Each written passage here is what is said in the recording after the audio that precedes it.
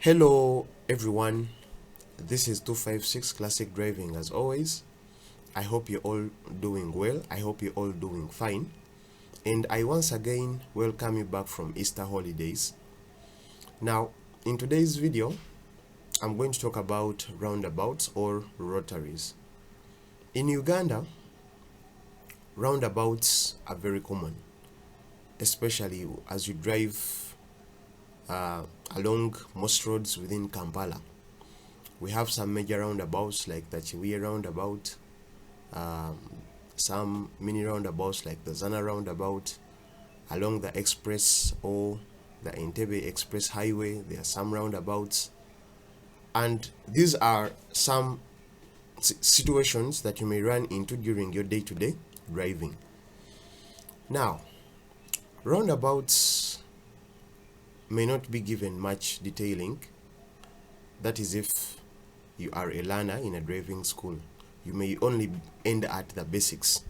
But in today's video, I'm going to try my very best to cover as much as possible for you, to give you a better understanding of the handling, the different types of roundabouts, the standard laws, and the different types of roundabouts you should expect when driving on Ugandan roads.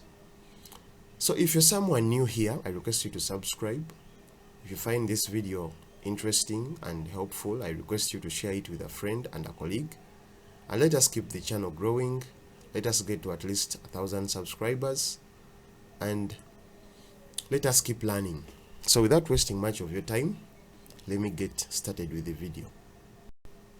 Alright, before we look at anything else in detail, let us first of all get familiar with the basic parts of a simple roundabout. What are the basic parts of a simple roundabout? Starting off in the center, this is the central island.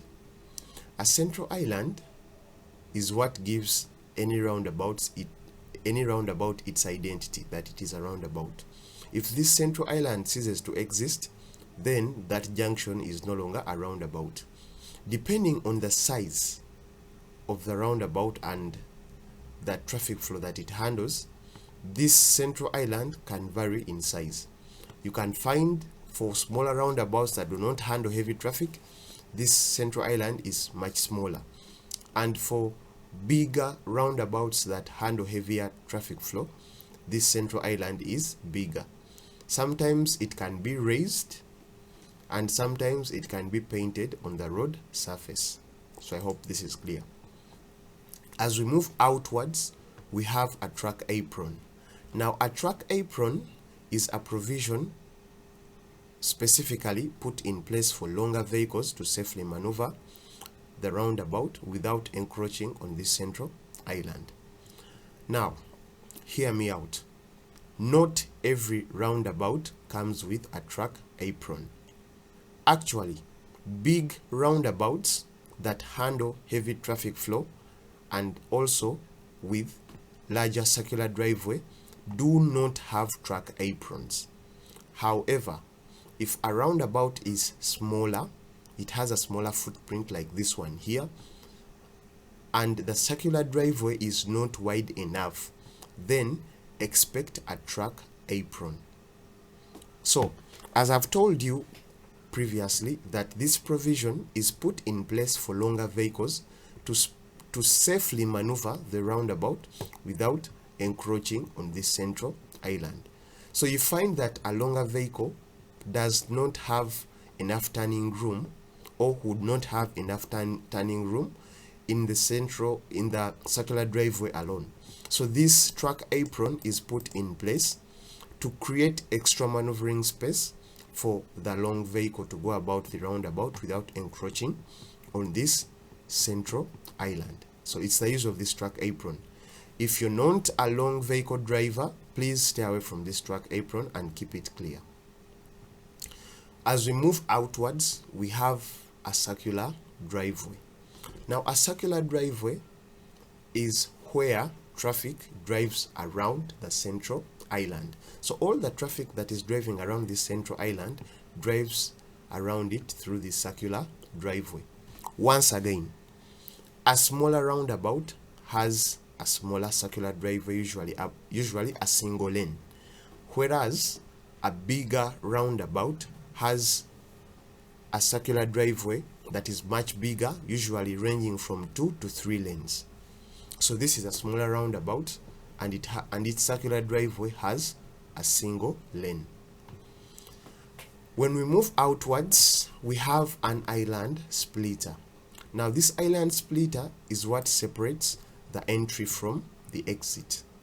So an entry is what leads traffic to the junction. An entry is marked with an entrance line as illustrated here. So from this extract, this is an entry, this is an entry, this is an entry, and this is also an entry. From this very extract, this is an exit, this is an exit, this is an exit, and this is also an exit over here. So once again, an entry leads traffic towards the roundabout, while an exit leads traffic away from the roundabout. So I hope this is clear. So I've already explained what this is. This is an entrance, this is an entrance line.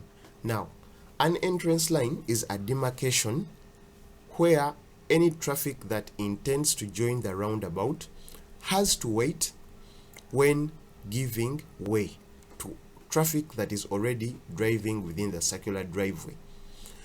So to simplify this definition, if you have to join the roundabout, you have to wait behind this entrance line when giving way to any traffic coming from your right already within the circular driveway. So you have to wait behind this entrance line before you join. It's the meaning.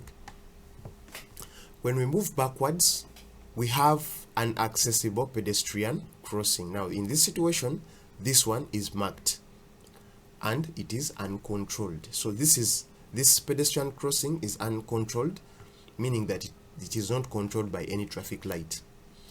So for most roundabouts in Uganda, expect a pedestrian crossing as you approach and as you leave the roundabout. This accessible pedestrian crossing stretches all the way from the entry to the exit side. So be cautious when approaching and when leaving roundabouts in Uganda. Expect pedestrian crossings. These pedestrian crossings are gazetted areas where pedestrians are permitted to cross the road. So if you have to wait for a pedestrian to cross the road, you have to wait behind the indicated stop line before you proceed. Now what you see over here is an elevated or a raised curb for pedestrians to use as a sidewalk. Pedestrians walk basically on the left side, here. So this is an elevated sidewalk for pedestrians to walk on the left side and on the right side here. So this is a pedestrian sidewalk on the left, this is a pedestrian sidewalk on the right side. It stretches all around the roundabout. So I hope that is clear for everybody. If you've not understood anything, feel free to leave a comment in the comment section. This video, for now, this is part 1, and it is going to end here. I'm going to end it here. So I hope you've learned something new from the video. If you're new here, once again, I request you to subscribe to the channel, like the video, share it with a colleague, and tune in to 256 Classic Driving, such that you're the first individual to be notified when we upload more of this educative content. I wish you guys all the best. Stay blessed. Bye bye.